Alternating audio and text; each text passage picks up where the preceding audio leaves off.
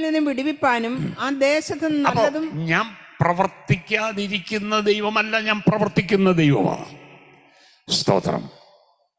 പലരും പലതും പറഞ്ഞിട്ട് പ്രവർത്തിക്കാതിരിക്കുമ്പോൾ നമ്മുടെ ദൈവം പറഞ്ഞതുപോലെ തന്നെ പ്രവർത്തിക്കുന്ന ദൈവമാണ്.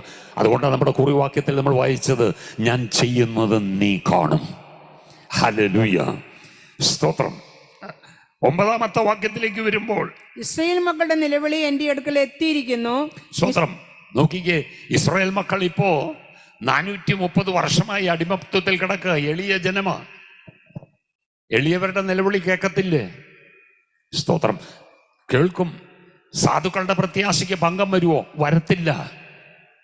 ദൈവമക്കളെ, ജീവിതത്തിൽ പീഡ അനുഭവിക്കുമ്പോൾ, വേദന അനുഭവിക്കുമ്പോൾ, തകർച്ച വരുമ്പോൾ, താഴ്ചകൾ വരുമ്പോൾ, സ്തോത്രം, സകലരും കൈവിടുമ്പോൾ മനസ്സിലാക്കിക്കോണം, സ്തോത്രം, ദൈവത്തിന് പ്രവർത്തിക്കാൻ സമയമായിട്ടുണ്ട്.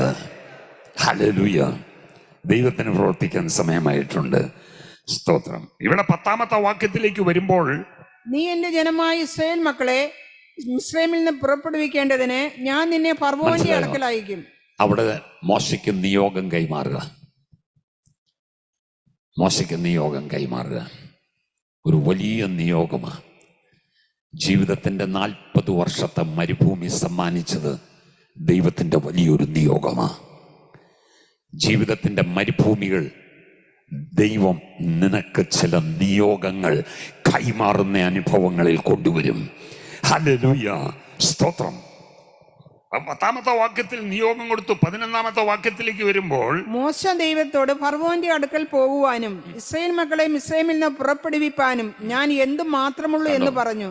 അവനെ കുറിച്ച് അവന് നല്ല ബോധ്യമുണ്ട്. ഞാൻ ആരുമല്ല, എനിക്കൊട്ട് കഴിയത്തുമില്ല. He humbled himself before God. ദൈവത്തിന്റെ സന്നിധിയിൽ താണാൽ ദൈവം നിന്നെ ഉയർത്തും. ആരാ പറയണെന്നറിയാമോ? 40 വർഷം വാക്കിലും പ്രവൃത്തിയിലും സമർത്ഥനായി തിളങ്ങിയവൻ. ഹല്ലേലൂയ. ഇപ്പൊ പറയുക, ഞാൻ ആരുമല്ല, അങ്ങ് പറഞ്ഞ നിയോഗം ചെയ്യാനുള്ള കഴിവെനിക്കില്ല.